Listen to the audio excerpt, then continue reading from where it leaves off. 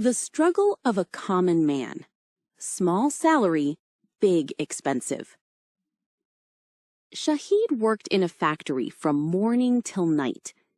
Despite his hard work, his salary disappeared before the month ended.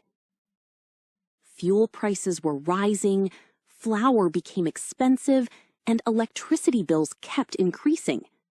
Life was becoming harder every day. Many nights, Shahid sat silently worrying about his family's future.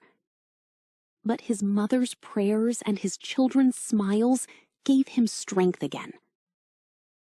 One day, an extremely high electricity bill arrived. Shahid looked worried. His daughter gently said, "Father, we can live with less, but we cannot live without your courage."